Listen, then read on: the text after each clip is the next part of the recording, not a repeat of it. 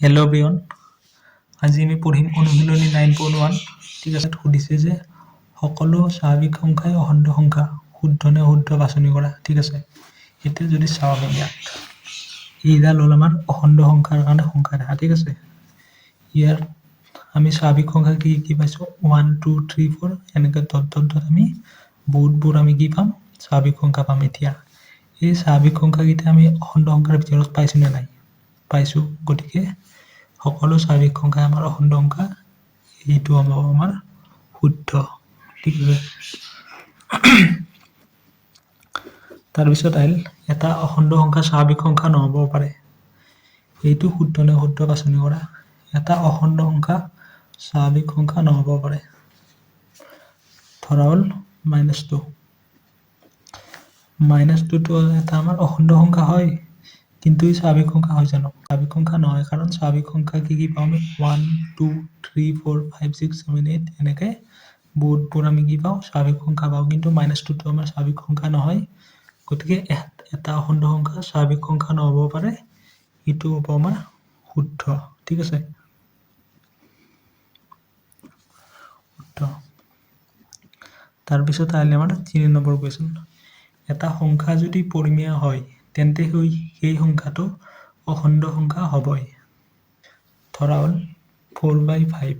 ঠিক আছে, 4/5টো আমাৰ পৰিমেয় সংখ্যা হয়, কিন্তু ই এটা অখণ্ড সংখ্যা নহয়, কাৰণ অখণ্ড সংখ্যাবোৰ কি পাওঁ আমি গোটা গোটা পাওঁ। অৰ্থাৎ আমি পাব পাৰোঁ 0 পাব পাৰোঁ, 1 পাব পাৰোঁ, 3 পাব পাৰোঁ, 4 পাব পাৰোঁ, বা ঋণাত্মক সংখ্যা আমি কি পাব পাৰোঁ -1 -2 -3 -4। কিন্তু অখণ্ড সংখ্যা কেতিয়াও আমি 4/5 6/5 2/3 এনেকুৱা আৰ্হিত আমি নাপাওঁ। গতিকে এটা সংখ্যা যদি পৰিমেয় হয় তেন্তে সেই সংখ্যাটো অখণ্ড সংখ্যা হ'বই।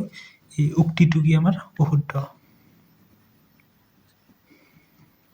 ঠিক আছে, তাৰপিছত কি আহিল আমাৰ দুটা অখণ্ড সংখ্যাৰ মাজত অসংখ্য পৰিমেয় সংখ্যা থাকে, হয়, এইটো শুদ্ধ আনচাৰ।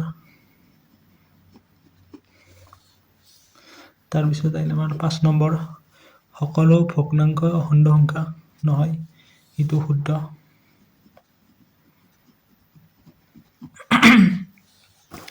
কাৰণ যদি আমি চাওঁ সকলো ভগ্নাংশ অখণ্ড সংখ্যা বুলি কৈছে। ধৰা এটা সংখ্যা ল'লোঁ আমি, এইটো ল'লোঁ আমি 2/3। ঠিক আছে, এটা সংখ্যা ল'লোঁ আমি 2/3। ঠিক আছে, এই 2/3টো আমাৰ অখণ্ড সংখ্যা হয় নেকি? নহয়। গতিকে সকলো ভগ্নাংশ অখণ্ড সংখ্যা, এই উক্তিটো আমাৰ কি হ'ব অশুদ্ধ। ঠিক আছে, তাৰপিছত আহিল আমাৰ 6 নম্বৰ, সকলো ভগ্নাংশই পৰিমেয় সংখ্যা, শুদ্ধ, কাৰণ ইয়াক সকলো ভগ্নাংশক আমি কি পাওঁ সংখ্যা ৰেখাত পাব পাৰোঁ। ঠিক আছে, তাৰপিছত আহিল আমাৰ 7 নম্বৰ, 0 সংখ্যাটো পৰিমেয় সংখ্যা হয়, 0 এটা আমাৰ পৰিমেয় সংখ্যা হয়, গতিকে এইটো হ'ব শুদ্ধ। তাৰপিছত আহিল আমাৰ 8 নম্বৰ, প্ৰত্যেকটো অখণ্ড সংখ্যাই পৰিমেয় হয়। ইয়াত যিমানবোৰ আমাৰ অখণ্ড সংখ্যা আছে -4 -3 -2 -1, তাৰপিছত 0 1 2 3 4, এই সকলোবোৰ আমি কি পাওঁ সংখ্যাৰ ৰেখাত পাওঁ, আৰু যিবোৰ সংখ্যা আমি সংখ্যাৰ ৰেখাত পাব পাৰোঁ সেই সকলোবোৰ কি হয় আমাৰ পৰিমেয় সংখ্যা হয়। গতিকে 8 নম্বৰটো হ'ব আমাৰ শুদ্ধ। ঠিক আছে, এবাৰ 2 নম্বৰ কুৱেশ্যনত কি কৈছে, তলৰ প্ৰতিটোৰ বাবে তিনিটাকৈ সমতুল্য পৰিমেয় সংখ্যা লিখা। এতিয়া 2 নম্বৰ এনচাৰ। ঠিক আছে, 1ৰ কাৰণে -4/5ৰ আমাক তিনিটা সমতুল্য পৰিমেয় সংখ্যা লিখিব দিছে। কেনেকৈ কৰিম আমি -4/5, ইয়াৰ সমতুল্য পৰিমেয় সংখ্যা লিখিবৰ কাৰণে আমি ইয়াক কি দি ইনটু কৰিম, ওপৰ আৰু তলত দুয়োটাতে আমি 2 দি ইনটু কৰি দিলোঁ। 2 দি ইনটু কৰোঁতে আমি কি পাম -8, আৰু তলত কি পাম আমি 10। এইবাৰ ঠিক সেইদৰে -4/5 তলত আৰু ওপৰত দুয়োটাতে আমি 3 দি ইনটু কৰি দিম। 3 4 12, 3 5 15। তাৰপিছত -4/5 ইয়াক আমি এইবাৰ 4ৰে তলতো ইনটু কৰিম, ওপৰতো ইনটু কৰিম। ঠিক আছে, 16 4 5 20।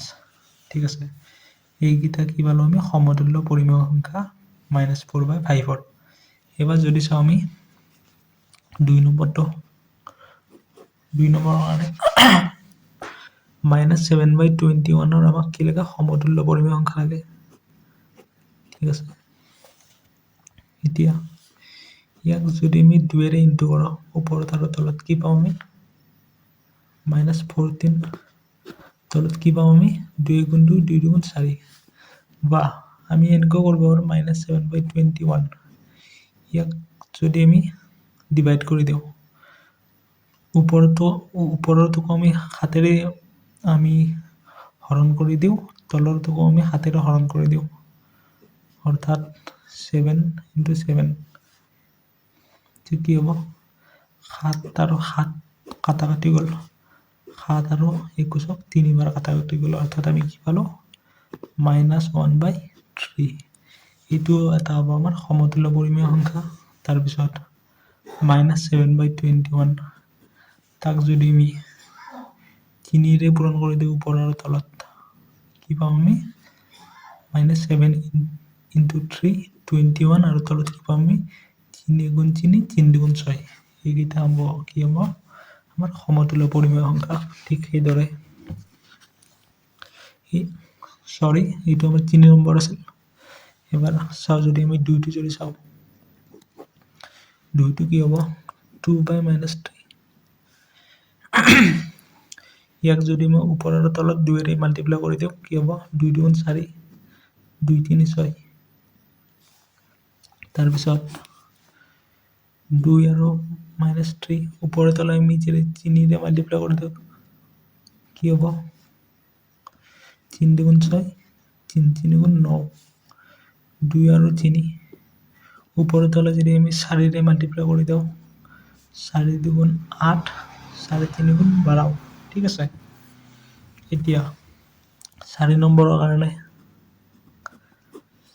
1/-9 ইয়াৰে তিনিটা সমতুল্য পৰিমেয় সংখ্যাৰ কাৰণে আমি ইয়াক প্ৰথমতে 2ৰে তলত আৰু ওপৰতো তলত 2ৰে তলত আৰু ওপৰতো তলত আমি কি কৰিম পূৰণ কৰি দিম তাৰপিছত 2 গুণ 2 2 9 18 তাৰপিছত আকৌ ছেকেণ্ডটোৰ কাৰণে আমি 1/-9 ইনটু ওপৰতো 3ৰে ইনটু কৰিম তলতো 3ৰে পূৰণ কৰি দিম 3 গুণ 3 3 9 গুণ 27 তাৰপিছত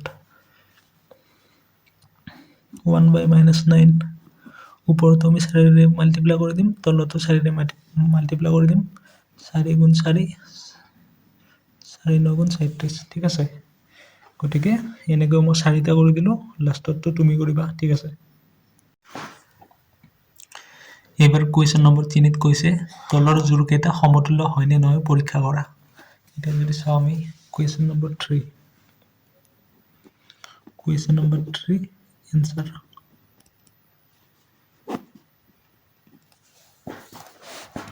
ঠিক আছে সুধিছে -3/13 আৰু 6/-26 এই দুটা সমতুল্য হয়নে নহয় আমাক পৰীক্ষা কৰিব দিছে ঠিক আছে এতিয়া যদি -6/26 ইয়াক আমি কিহেৰে কাটাকাটি কৰিব পাৰোঁ 2 দি যদি চাওঁ আমি 2 দি 3বাৰ আৰু 26ক 2ৰে 2 4 26 অৰ্থাৎ এইটো আমি লিখিব পাৰোঁ 3/13 ওপৰত মাইনাছ গতিকে এইটো আৰু এইটো দুটা সমান পালোঁ আমি গতিকে এইটো হ'ব আমাৰ সমতুল্য পৰিমেয় সংখ্যা ঠিক আছে গতিকে প্ৰথমটো হ'ব হয়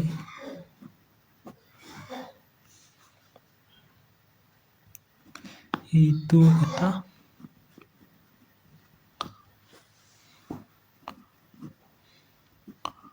সমতুল্য পৰিমেয় সংখ্যা ঠিক আছে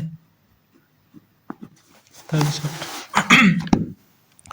যদি আমি চাওঁ ছেকেণ্ড প্ৰশ্নটো তাত সুধিছে 7/-3 আৰু 1/-3 এই দুটা সমতুল্য পৰিমেয় সংখ্যা হয় নেকি যদি এতিয়া আমি চাওঁ -1/3 কিবা পূৰণ কৰি পেলাই আমি 7/-3 পাব পাৰোঁ জানো নোৱাৰোঁ গতিকে এই দুটা কি হ'ব আমাৰ সমতুল্য পৰিমেয় সংখ্যা নহয়।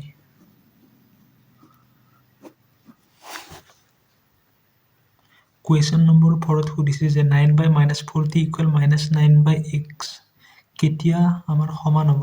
x-ৰ কি ভেলুৰ কাৰণে 9/-40 আৰু -9/x সমান হ'ব? গতিকে আমি যদি চাওঁ 9/-40 এইটো কুৱেশ্যন নম্বৰ 1 কাৰণে ইকুৱেল -9/x। এতিয়া যদি চাওঁ সমান চিনৰ দুই কাষে থাকিলে আমি কি কৰিব পাৰোঁ? কাটাকাটি কৰিব পাৰোঁ। গতিকে 9 আৰু 9 কাটাকাটি গ'ল, অৰ্থাৎ থাকিলে আমাৰ 1/-40 ইকুৱেল -1/x। গতিকে x-ৰ ভেলু আমি কি পালোঁ? x-ৰ ভেলু পালোঁ আমি 40। এতিয়া কুৱেশ্যন নম্বৰ 2 কাৰণে সুধিছে যে -5/35 ইকুৱেল 1/-70 কেতিয়া হ'ব? এতিয়া 35ৰে আমি 70 কাটিব পাৰোঁ। কেইবাৰ কাটিব পাৰোঁ? দুইবাৰ কাটিব পাৰোঁ। কি পালোঁ আমি? -5 ইকুৱেল 1/y/2 ওপৰত মাইনাছ। ঠিক আছে, এতিয়া মাইনাছ আৰু মাইনাছ কাটাকাটি গ'ল। দুয়ক যদি আমি সমান চিনৰ বাওঁফালে আনো y ইকুৱেল 2×5 = 10। গতিকে y ৰ ভেলু আমি কি পালোঁ? 10 পালোঁ। এইবাৰ কুৱেশ্যন নম্বৰ 5ত কৈছে আমাক আদৰ্শ ঠাঁচ বা প্ৰামাণিক আৰ্হিত প্ৰকাশ কৰা। কুৱেশ্যন নম্বৰ 5ৰ 1ত কি দিছে আমাক? -5/2। এতিয়া আদৰ্শ ঠাঁচ বা প্ৰামাণিক আৰ্হিত প্ৰকাশ কৰিবলৈ আমি 5ক প্ৰথমতে 2ৰে আমি ডিভাইড কৰি দিম। কেইবাৰ যাব? 2 × 2 = 4। বাকী কিমান ৰ'ল? 1। এতিয়া প্ৰামাণিক আৰ্হিত প্ৰকাশ কৰিবলৈ যিটো আমাৰ বাকী ৰ'ল সেইটো আমাৰ কি হ'ব? লবত গুচি যাব। যিটোৰে আমি হৰণ কৰিছিলোঁ সেইটো আমাৰ ক'ত আহিব? তলত আহিব। আৰু যিটো আমি বাৰ দিছোঁ অৰ্থাৎ 2 সেইটো আমাৰ কি হ'ব? কাষত আহি যাব। গতিকে এইটো হ'ল আমাৰ প্ৰামাণিক আৰ্হি। গতিকে -2½ এইটো হ'ল আমাৰ -5/2 ৰ কাৰণে প্ৰামাণিক আৰ্হি। তাৰপিছত 2 নম্বৰৰ কাৰণে যদি চাওঁ আমি দিয়া আছে 7/-14। এতিয়া যিহেতু ইয়াত হৰতকৈ লবটো সৰু, গতিকে আমি ইয়াক হৰণ কৰিব নোৱাৰোঁ। হৰণ কৰিলে কি হ'ব? আমাৰ ভগ্নাংশত আহি যাব, কি দশমিকত আহি যাব। গতিকে আমি ইয়াক হৰণ কৰিব নোৱাৰোঁ। কিন্তু আমি 7ৰে ইয়াক কাটাকাটি কৰিব পাৰোঁ। 7ৰে 14ক কেইবাৰ যাব? 2বাৰ যাব। গতিকে -1/2 এইটো হ'ল আমাৰ 7/-14ৰ কাৰণে প্ৰামাণিক আৰ্হি। তাৰপিছত 3 নম্বৰটো যদি আমি চাওঁ 3 নম্বৰত দিয়া আছে 25/-45। এতিয়া 25/-45 এতিয়া 5ৰে আমি কাটাকাটি কৰিব পাৰোঁ।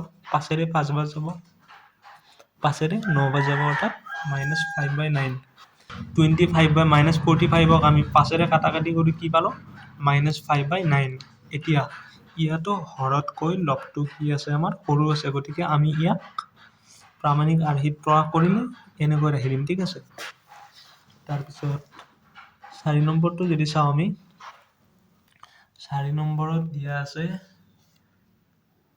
2 × 3/7, অৰ্থাৎ এইটো অলৰেডি আমাক প্ৰামাণিক আৰ্হিতে দিয়া আছে। গতিকে আমি আৰু ইয়াক বেলেগকৈ চেঞ্জ কৰিব নালাগে। তাৰপিছত 5 নম্বৰত আমি যদি চাওঁ 5 নম্বৰত দিয়া আছে আমাক -18/10। -18/10 ইয়াক আমি কিহেৰে কাটাকাটি কৰিব পাৰোঁ? 2ৰে কাটিব পাৰোঁ। ওপৰত 2ৰে কাটিলে 9বাৰ, তলত কাটিলে 5বাৰ। এতিয়া যদি চাওঁ হৰতকৈ আমাৰ লবটো কি আছে? ডাঙৰ হৈছে। গতিকে আমি ইয়াক কি হৰণ কৰিব পাৰিম? 5ৰে আমি হৰণ কৰি দিলোঁ। 5ৰে একবাৰ, 5×1 = 5, বাকী ৰ'ল আমাৰ 4। এতিয়া আমি ইয়াক প্ৰামাণিক আৰ্হিত প্ৰকাশ কৰিলে যিটো আমাৰ বাকী ৰয় সেইটো আমাৰ লব হয়। লবত যাব, অৰ্থাৎ 4টো আমাৰ ওপৰত গ'ল। তাৰপিছত যিটোৰে আমি হৰণ কৰিছিলোঁ সেইটো আমাৰ হৰত আহিব, আৰু যিটো আমি বাৰ দিছোঁ সেইটো আমাৰ কাষত আহি যাব, অৰ্থাৎ 1 × 4/5। এতেকে এইটো প্ৰামাণিক আৰ্হিত কি হ'ব -1/4/5 ঠিক আছে তাৰপিছত কুৱেশ্যন নম্বৰ 6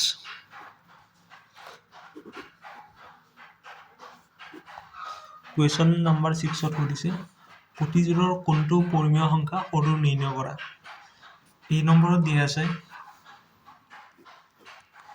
7/14 আৰু দিয়া আছে -2/4 এতিয়া যদি চাওঁ ইয়াক এইটো ভগ্নাংকত আমি 7ৰে কাটাকাটি কৰিব পাৰোঁ কেইবাৰ কাটিব পাৰোঁ 7ৰে ওপৰত একবাৰ কাটিব পাৰোঁ 14ক দুইবাৰ আৰু ইয়াক 2ৰে কাটাকাটি কৰিব পাৰোঁ 2ৰে কেইবাৰ যাব একবাৰ 2ৰে দুইবাৰ এতিয়া যদি চাওঁ এই দুটা একেই কিন্তু ইয়াৰ আগত এটা কি আছে নেগেটিভ সাইন আছে গতিকে নেগেটিভ সাইন দেখালে ই কি হ'ব সৰু হ'ব গতিকে এইটো আমি ক'ৰ পৰা পাইছোঁ এইটোৰ পৰা পাইছোঁ গতিকে আমাৰ ইয়াত সৰু পৰিমেয় সংখ্যাটো কি হ'ব এতেকে -2/4 সৰু পৰিমেয় সংখ্যা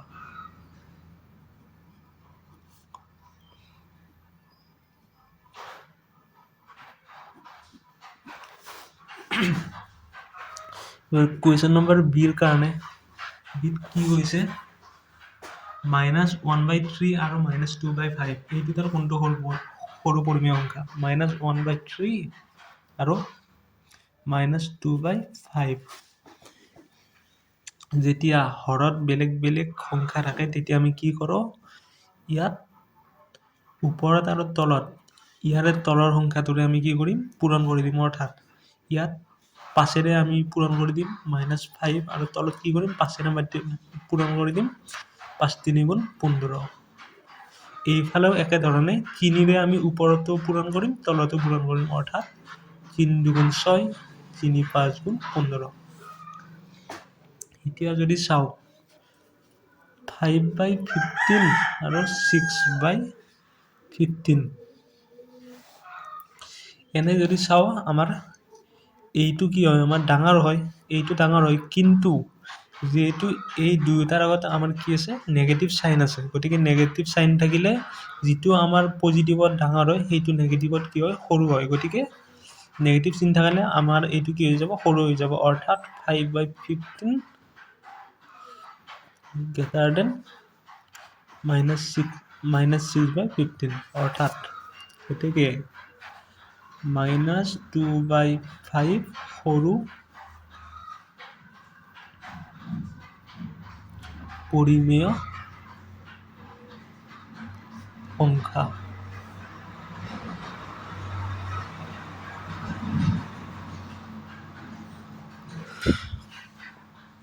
তাৰপিছত কুৱেশ্যন নম্বৰ চিটো যদি চাওঁ আমি কুৱেশ্যন নম্বৰ চিত সুধিছে -8/5 আৰু -7/4 ইয়াৰ কোনটো সৰু -8/5 -7/4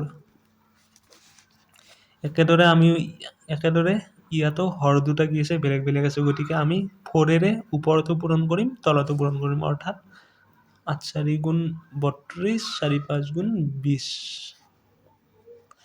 আৰু এইফালেও আমি কি কৰিম 5ৰে 5 × 7 = 35 5 × 4 = 20 এতিয়া যদি চাওঁ যদি ইয়াত নেগেটিভ সাইন দুটা নাথাকিলৈ এইটো আমাৰ ডাঙৰ হ'লে কিন্তু যিহেতু নেগেটিভ সাইন দুটা আছে গতিকে এইটো কি হ'ব আমাৰ সৰু হ'ব অৰ্থাৎ এতেকে -7/4 টো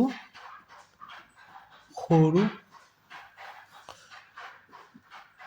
পৰিমেয় সংখ্যা